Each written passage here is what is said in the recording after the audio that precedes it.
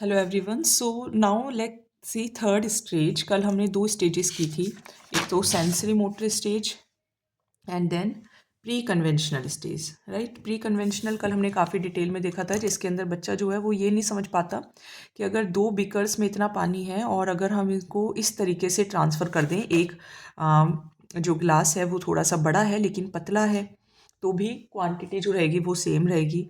या जैसे two lines हैं और अगर हम उनके बीच में स्पेस लगा दें तो भी इक्वल रहेगा। या फिर जैसे ये दो बॉल्स हैं, इनका जो वेट है वो इक्वल है, लेकिन अगर हमने एक को पतला कर दिया और एक को लंबा कर दिया तो ये सेम शेप की रहेंगी। तो इस तरीके के बच्चे को प्रॉब्लम आती है। कौन से स्टेज में? प्री कन्वेंशनल स्टेज में। तो यहाँ पे पियाजे ये कहते हैं कि नंबर कंजर्वेशन में, यानी कि नंबर्स जैसे आपने चेंज कर दिए, एक रो को थोड़ा सा ज़्यादा बड़ा कर दिया तो बच्चे को लगेगा इस रो में ज़्यादा काउंटर्स हैं। लिक्विड कंजर्वेशन में कि अगर आपने लिक्विड को एक शेप से दूसरी शेप में डाल दिया तो बच्चा ये क्लेम कर सकता है कि अब अमाउंट बढ़ गई है या घट गई है। मास कंजर्वेशन के अंदर कि अगर आपने एक क्ले को फ्लैटन कर दिया, 100 से शेप में ला दिया, तो बच्चा ये सोच सकता है कि फ्लैटन शेप में ज़्यादा क्ले होगी। सो ये कौन सी स्टेज थी? Pre conventional stage. Now next is concrete operational stage, जो कि 7 to 11 ईयर्स तक होती है। और फिर इसके बाद लास्ट आ जाएगी अपनी formal operational stage. And then हमारा जो जीन पियाजे का जो कॉन्सेप्ट है, पियाजे का जो कॉग्निटिव डेवलपमेंट है, वो कंप्लीट हो जाएगा। 7 to 11 ईयर्स में यहाँ ये कहते हैं कि यहाँ बच्चे की थिंकिंग में थोड़ा सा चेंज आएगा। अच्छा, जिसको यहाँ से नहीं समझ में आ रहा है वो पहले कल की वीडियो देखेगा तो उसको समझ में आएगा कि हम क्या बात कर रहे हैं। They begin to think logically, यहाँ पे बच्चे सोचना शुरू कर देते हैं।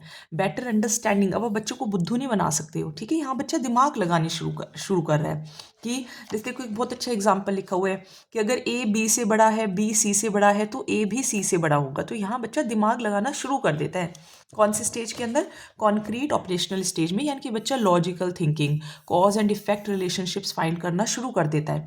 बच्चा मैथमेटिकल ऑपरेशंस, एडिशन, सब्ट्रैक्शन, ये सब करना शुरू कर देता है। मतलब अब अगर आपने उसको 5 - 3 2 बोला तो वो समझ पाएगा कि 2 + 3 5 के बराबर होगा।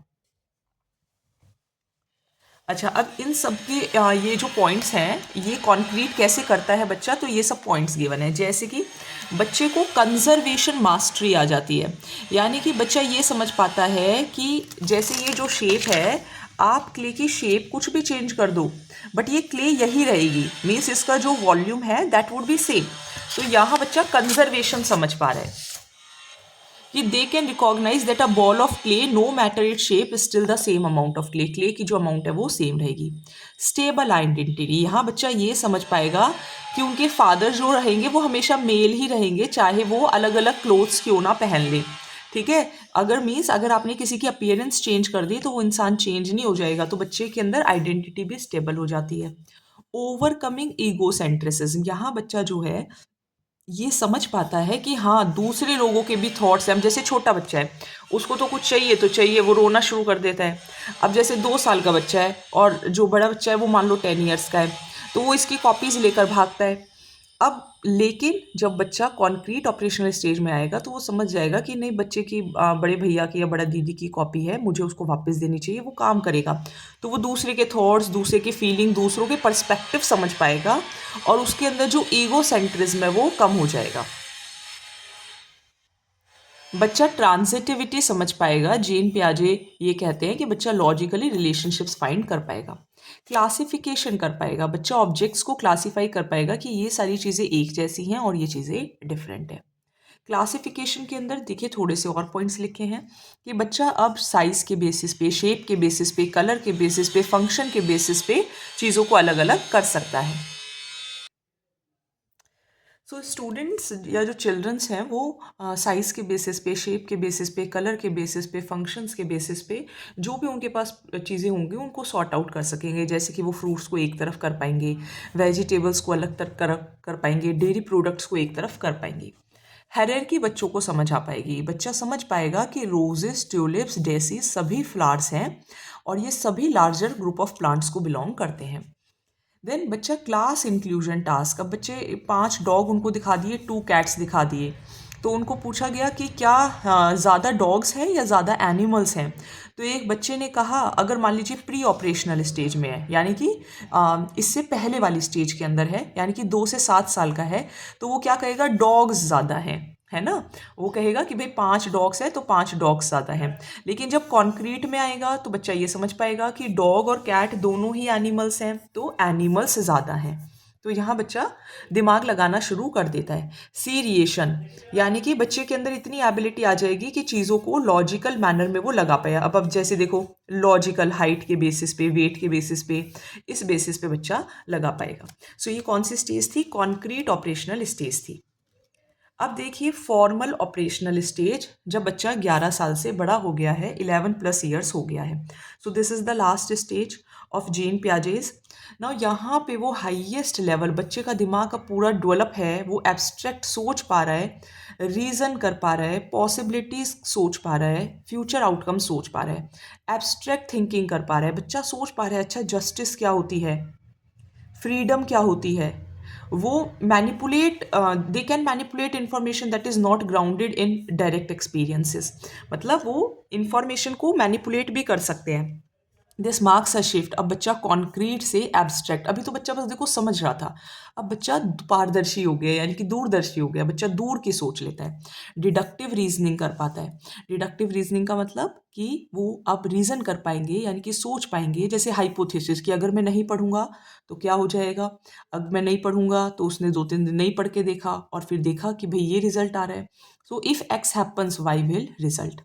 मेटा कॉग्निशन, बच्चे के अंदर एबिलिटी आ जाएगी to think about their own thinking, कि वो क्या सोचते हैं, उनकी क्या मेंटल प्रोसेस है ना। बच्चे को बहुत टफ क्वेश्चन दीजिए तो बच्चा सोचेगा अरे मैंने ये इस तरीके से कर दिया था। वो समझ पाएंगे कि हम प्रॉब्लम्स को कैसे अप्रोच करें। टीनेजर्स ही होते हैं इस एज के अंदर, वो प्लान कर पाएंगे, डिसीजन मेकिंग ले पाएंगे, उनकी थॉट प्रोपोजिशनल हो जाएगी, यानी कि वो इवेल्युएट कर पाएंगे statements based on logic alone, real world experience ना सोचकर, हाँ थोड़ा सा अपने आप से भी कर पाएंगे। सो अब उस बच्चे को रियल वर्ल्ड एक्सपीरियंस की ज़रूरत नहीं है, वो अपने लॉजिक के बेसिस पे ही स्टेटमेंट्स को इवैल्यूएट कर सकता है। जैसे कि अगर सभी बर्ड स्विम कर सकती हैं, पेंगुइन बर्ड है, then a penguin can swim. अब ये देखिए, तो क्या पेंगुइन भी स्विम कर सकती है, ये स्टेटमेंट है। तो एक पर्सन जो फॉर्मल स्टेज के अंदर है, ठीक है, इस स्टेज में है, यानी कि 11+ ईयर में है, तो अब वो लॉजिक लगा पाएगा, उसको देखने की ज़रूरत नहीं है कि हाँ पेंगुइन स्विम नहीं कर पाती, वो लॉजिक लगा पाएगा कि हाँ ये जो स्टेटमेंट है वो फॉल्स है ना, कि ये स्टेटमेंट फॉल्स है, और लॉजिकली वो इस सिचुएशन को समझ पाएगा और रियल वर्ल्ड एक्सपीरियंस के बिना ही वो लॉजिक इवैल्यूएट कर सकेगा। So logic and systematic problem solving यहाँ पे बच्चे को आ जाती है। एल्जेब्रिक इक्वेशन वो सॉल्व कर सकता है, एक्स ले सकता है, और कोई भी प्रोजेक्ट को सॉल्व कर सकता है। सो ये जीन पियाजे की 4 स्टेजेस थे। सबसे पहले सेंसरी मोटर, जहाँ पे बच्चे को पता है ब्लैंकेट के नीचे ही बॉल है, और जैसे ही आपने जगह चेंज करी बच्चा फिर ब्लैंकेट के नीचे ही बॉल को देखने जाता है 0 to 2 ईयर्स में। यहाँ पे बच्चा ईगो सेंट्रिज्म, वो बस अपने पॉइंट ऑफ व्यू देखता है, अपनी तरफ से माउंटेन को देखता है, सामने के पॉइंट ऑफ व्यू से नहीं देखता। यहाँ 7 to 11 ईयर्स बच्चा समझ गया है कि 5-3 तो 2+3 भी 5 होगा, या क्ले को अगर हमने ऐसे रखा है और अगर हम ऐसे कर देंगे स्टिल क्ले का अमाउंट सेम रहेगा। एब्स्ट्रैक्ट में बच्चा अपने ही दिमाग के अंदर मैनिपुलेट कर सकता है, एब्स्ट्रैक्ट थिंकिंग कर सकता है। यहाँ पे एक पेंडुलम टास्क भी करवाया गया है, बुक में गिवन नहीं है। तो जीन पियाजे के अकॉर्डिंग ये चारों ही फैक्टर्स जो हैं वो बच्चे की थिंकिंग को इन्फ्लुएंस करते हैं, बायोलॉजिकल मैच्योरेशन भी, एक्टिविटी भी, सोशल एक्सपीरियंसेस भी, एंड इक्विलिब्रेशन भी, राइट। चलिए, अब बायोलॉजिकल मैच्योरेशन वो क्या कह रहे हैं कि बच्चा मतलब उस एज का तो होना चाहिए ना, बच्चे का फिजिकल डेवलपमेंट तो हो, ब्रेन तो उतना हो कि वो समझ पाए।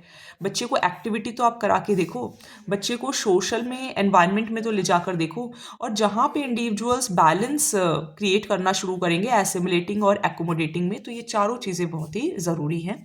So this was gene Piaget's theory. I hope clear हो गई होगी। Still if you have any doubt please write down in the comment section. Now see Brunner's theory of cognitive development. ये है जेरोम ब्रूनर, जो कि एक American psychologist हैं और इन्हें भी कॉग्निटिव साइकोलॉजी का एक बहुत ही इम्पॉर्टेंट पर्सन कहा गया है। और ब्रूनर की ये बुक्स भी हैं, जैसे कि study of thinking, process of education towards a theory of instruction, the relevance of education and the culture of education. ना वो क्या कहते हैं, वो 3 मोड बताते हैं, जिसको मैं कहती हूँ EIS। जॉन ब्रूनर्स EIS के बारे में बात करते हैं। ई क्या है? ई है inactive stage. What is inactive stage? Inactive stage is 1 birth to 1.5 years, जहाँ पे बच्चों का वर्ल्ड जो है वो उनके एक्शन से, बच्चा रोना शुरू करेगा, कोई भी चीज़ आप उसको दोगे, आपने उसको बॉल दी, उसको ही खाना शुरू कर देगा। सो यहाँ पे नॉलेज मसल मेमोरी के अंदर है। A baby may shake their arm even if the rattle is removed. Means वो नॉइज से एसोसिएट है कि हाँ आवाज़ आई है, इसका मतलब वहीं पे कोई चीज़ है। तो यहाँ पे नॉलेज जो होती है about motor skills, like riding a bike, is represented through actions and becomes automatic through repetition. बच्चा बार बार चीज़ों को कर करके सीखता है। ऑब्जेक्ट परमानेंस यहाँ पर रहती है, जैसे कि जीन पियाजे की थ्योरी में भी थी। फिर जब बच्चा 1.5 to 6 ईयर्स का हो जाएगा, यानी कि आइकॉनिक मोड के अंदर है, तो यहाँ पर जो नॉलेज होगी वो रिप्रेजेंट होगी थ्रू इमेजेस, इमेजेस के फॉर्म में, चाहे बच्चे को कुछ दिखाई दे रहा हो या सुन रहा हो। तो यहाँ पे बच्चा रैटल को अब साउंड से नहीं, अब बच्चे को means independent of it sound signifying the development of object permanence. Means यहाँ पे बच्चा अपनी सेंसरी एक्सपीरियंसेस को यूज़ करेगा इमेजेस को बनाने के लिए। मीन्स बच्चा थोड़ा सा समझदार हो जाएगा। देन देखिए सिंबॉलिक मोड 6 to 7 ईयर्स के बाद, तो यहाँ पे लैंग्वेज बहुत इंपॉर्टेंट रहेगी। बच्चा इमेजेस के बाहर सोच पाएगा, वर्ड्स, नंबर, सिंबल्स, ये सब एक साथ बच्चा इन सबको यूज़ कर सकता है इंफॉर्मेशन को याद करने के लिए। मीन्स यहाँ पे हायर ऑर्डर थिंकिंग होनी शुरू हो जाती है। अगर हम यहाँ पे डेवलपमेंट एंड लर्निंग प्रोसेस की बात करें, तो जैसे ही बच्चा इनएक्टिव स्टेज से आइकॉनिक पर आता है, तो बच्चे के अंदर सिंबल थिंकिंग आ जाती है, स्किल्स आ जाती हैं, बच्चा ऑटोमेटिक हो जाता है। और यही जो स्टेजेस हैं वो धीरे धीरे और एडवांस्ड होती चली जाती हैं। मीन्स ग्रेजुअल और लीनियर ना होकर, बल्कि कुछ स्टेप्स हैं, कुछ लीप सबको देखने को मिलेंगे, और तभी बच्चा जो है वो सीखेगा। एकदम नहीं सीखेगा, धीरे धीरे सीखेगा। एनवायरनमेंट का रोल, ये कहते हैं कि it is not necessarily age, ज़रूरी नहीं है कि एज से ही बच्चा सीखे, कभी कभी एनवायरनमेंट भी बहुत इंपॉर्टेंट रोल प्ले करता है कि बच्चा कोई चीज़ सीख जाता है। इनकी बुक है कल्चर ऑफ एजुकेशन, उसमें ब्रूनर ये कहते हैं कि कल्चरल डिफरेंसेस भी बच्चों के एक्सपीरियंस को डिफरेंशिएट करते हैं। ठीक है, तो बस इतना ही ध्यान रखना है, इसमें ये कुछ खास पढ़ने की ज़रूरत आपको नहीं है। नाउ वाइगॉत्स्की का ये डायग्राम आप ध्यान रखेंगे तो आपको ध्यान आ जाएगा। देखिए ये है बच्चा हर चीज़ अपने आप कर रहा है। यहाँ पे बच्चा टीचर और अपने सहपाठियों की मदद ले रहा है, जिसे कहते हैं प्रॉक्सिमल डेवलपमेंट। और ये बच्चा के कंट्रोल में बाहर है, बच्चा इस चीज़ को नहीं सीख सकता। तो लेव वाइगॉत्स्की एक साइकोलॉजिस्ट हैं, सोशो कल्चरल डेवलपमेंट के लिए जाने जाते हैं। पियाजे की तरह ही इन्होंने भी सोशल फैक्टर्स पर ध्यान दिया, और इन्होंने ये कहा कि बच्चा जो है वो कुछ बेसिक कॉन्स्टेंट्स के साथ पैदा होता है, बट येस जिस कल्चर में वो रह रहे हैं वहाँ उसको कुछ ना कुछ ऐसे साधन ज़रूर मिलेंगे कि बच्चा कोई चीज़ सीखे और अपनी मेंटल एबिलिटीज़ को डेवलप करे। वाइगॉत्स्की ये कहते हैं कि 4 चीज़ें बहुत ज़रूरी हैं, और innate abilities that we are born with, की अटेंशन, किसी चीज़ की तरफ ध्यान देना, सेंसेस, किसी चीज़ को आप किस तरीके से देखते हो, और याद रखना। यही एबिलिटीज़ जो होती हैं वो हायर मेंटल फंक्शंस में कन्वर्ट होती हैं। इन्हीं को कहा गया है tools of intellectual adaptation. Intellectual adaptation का मतलब क्या होता है कि आप प्रॉब्लम सॉल्व करो, है ना, और कैसे, ऑब्जर्व करके। ठीक है, तो यहाँ पे देखो की कॉन्सेप्ट्स उन्होंने क्या कहे हैं। ये है zone of proximal development. Zone of proximal development क्या है? ये वाला जो एरिया है, what is this area? Can learn with teachers and peers. ये कहते हैं कि यही मोस्ट इंपॉर्टेंट कॉन्ट्रीब्यूशन है वाइगॉत्स्की की जोन ऑफ प्रॉक्सिमल डेवलपमेंट। वो ये कहते हैं ये जोन डिफरेंस है। ये देखो अंदर बच्चा नहीं सीख पाता है खुद से, और यहाँ वो नहीं सीख सकता। तो वो चीज़ें जो बच्चे खुद कर सकते हैं, और दूसरी तरफ वो चीज़ें जो बच्चे कभी नहीं कर सकते, लेकिन यहाँ पर वो चीज़ें आती हैं जो बच्चे किसी अपने ज़्यादा नॉलेजेबल पर्सन से सीख सकते हैं, जैसे कि अपने टीचर से या अपने कैपेबल पीयर से। ये जोन फिक्स नहीं है कि भाई किस एज में आएगा, बट येस, जैसे ही बच्चा न्यू नॉलेज गेन करेगा तो ZPD shift forwards. Then more knowledgeable other, आपसे ज़्यादा ज्ञान किस में है, आपके टीचर्स में या आपके एबल पीयर में, है ना, आपके दोस्त में भी हो सकता है। कोई भी इंडिविजुअल जिसके अंदर थोड़ा हायर लेवल ऑफ एक्सपर्टीज़ है या नॉलेज लर्नर से ज़्यादा है, वो टीचर भी हो सकता है, मेंटोर भी हो सकता है, इवन दोस्त भी हो सकता है। ठीक है, तो वो मोर नॉलेजेबल पर्सन है जो बेसिकली किसी को हेल्प करे कोई भी चीज़ सीखने में, नई स्किल्स को मास्टर करने में। सोशल इंटरेक्शन बहुत ज़रूरी है, तभी देखिए बच्चों को स्कूल भेजा जाता है, वरना तो घर पे भी बैठ के आप सिलेबस करा सकते हो, लेकिन हम सोशल इंटरेक्शन बहुत ज़रूरी होता है कि बच्चा बाहर जाए, सीखे। जब मोर नॉलेजेबल पर्सन बच्चे को गाइडेंस प्रोवाइड करता है, वाइगॉत्स्की ये कहते हैं कि जब सहपाठी के साथ मिलता है एडोलेसेंस एज के अंदर, जब बच्चा अपनी आइडेंटिटी बना रहा होता है, अपने पीयर्स के बीच में फिट होने की कोशिश कर रहा होता है, तभी तो वो सीखता है कि मैं कैसे एक्ट करना है, मुझे कैसे ड्रेसअप करना चाहिए, क्या सोशल नॉर्म्स होने चाहिए, क्या लैंग्वेज होनी चाहिए, क्या बिहेवियर होना चाहिए। So social environment is important. Then comes scaffolding. Scaffolding क्या होता है, ये this is very important term. यहाँ पे जो मोर नॉलेजेबल पर्सन है, कोई भी हो सकता है, मीन्स जैसे मान लीजिए मैं कुछ सीखना चाहता, जैसे आप मान लो कुछ सीखना चाहते हो, अब यहाँ पे मुझे हल्का सा एजुकेशनल साइकोलॉजी मान लो आपसे थोड़ा सा ज़्यादा आता है, मान लेते हैं, ठीक है, तो मैं आपके लिए MKO हूँ, ठीक है। अब मान लीजिए आप कुछ सीख रहे हो और मैंने आपको सपोर्ट प्रोवाइड करा दिया, so that is scaffolding. Means मैंने आपको, आपका हाथ पकड़ के आपको आगे ले गई कि देखो ऐसे ऐसे इसको लर्न करना है, तो मैंने लर्नर को हेल्प कर दिया कि आप इस टास्क को ऐसे कंप्लीट कर सकते हैं जो आप खुद नहीं कर पा रहे थे।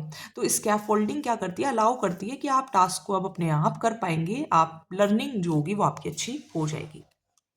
Then comes private speech and self regulation. Language बहुत इंपॉर्टेंट रोल प्ले करती है। बच्चा लैंग्वेज सिर्फ बोलने के लिए नहीं, सेल्फ रेगुलेशन के लिए भी यूज़ करता है।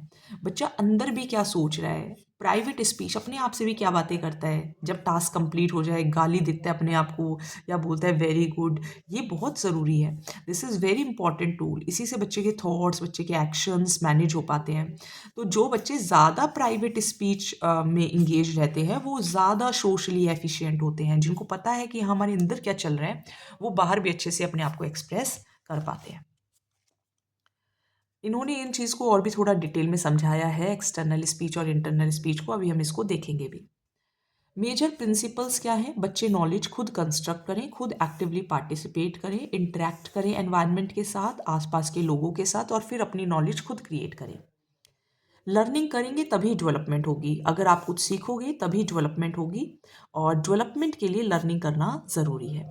जोन ऑफ प्रॉक्सिमल डेवलपमेंट क्या है, वो एरिया जहाँ पे कुछ चीज़ें जो बच्चे खुद कर पा रहे थे और कुछ चीज़ें जो बच्चे खुद नहीं कर पा रहे थे, उसके बीच का जो जोन है, मीन्स जहाँ पे बच्चों को गाइडेंस की ज़रूरत है, that is zone of proximal development.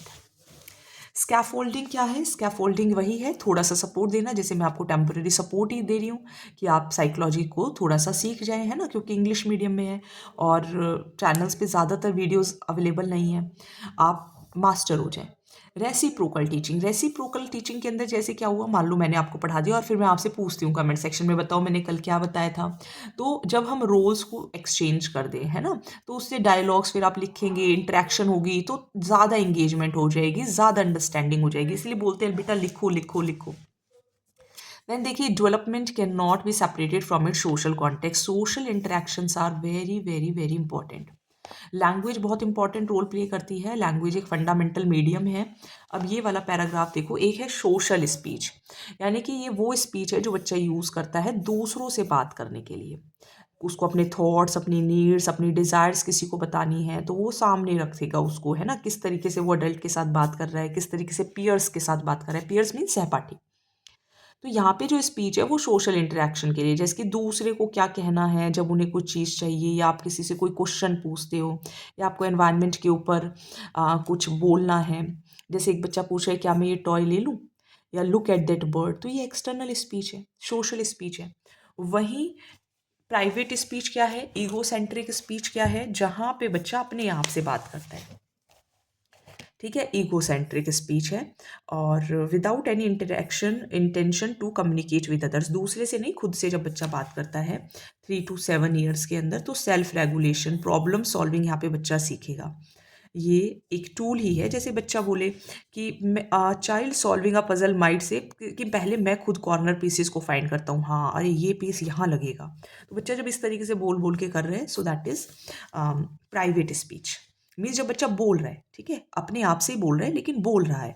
और जब बच्चा बोलेगा ही नहीं तो उसे बोलेंगे इनर स्पीच। मीन्स जब बच्चा बस सोच रहा है, बोल नहीं रहा है ना, बोलते हैं मम्मा मैं ना ऐसे सोच रहा था, so that is inner speech. जब बच्चा बोल दे नहीं, तेज ना बोले, साइलेंट रहे, लेकिन उसके मतलब ये जो प्राइवेट स्पीच है इसका इंटरनलाइज्ड वर्जन, यहाँ पे तो बच्चा बोल गया, जब इसी चीज़ को बोलेगा नहीं तो वो क्या होगा, इनर स्पीच होगा। जैसे कि इनर स्पीच थोड़ी सी लेट में आती है ना, जैसे कि 7 के बाद आएगी, जब बच्चा थोड़ा सा एडवांस्ड हो जाएगा। जैसे कि एक चाइल्ड माइट साइलेंटली थिंक कि अगर मैं स्कूल इस तरफ से इस रास्ते से चला जाऊं तो ट्रैफिक कम हो जाएगा, या फिर मुझे घर जाते जाते दूध खरीदना है। ये बच्चा सोच रहा है, अंदर ही अंदर सोच रहा है। और जब किसी को दूसरे पर्सन को बोल दिया तो सोशल स्पीच हो गई। जब अपने आप से ही बोल रहा है, मान लो बाइक पे चलते चलते अरे यार दूध भी लेना है, तो वो ईगो सेंट्रिक स्पीच यानी कि प्राइवेट स्पीच हो गई। और जब मन ही मन में सोच रहा है तो वो इनर स्पीच हो गई। आई होप समझ में आ रहा होगा। चलिए, अब हमारी पियाजे की थ्योरी रह गई है, मोरल डेवलपमेंट की और कॉलबर्ग्स की। इसके बाद ब्रिजेस की भी रह गई है। और फिर हमारे एडोलेसेंस के पॉइंट्स चल जाएंगे, जो कि आई थिंक काफ़ी इजी रहेंगे। इसमें कुछ समझाने लायक नहीं होता है, इसमें तो बस आप हेडिंग्स पढ़ते हैं तो क्लियर हो जाता है।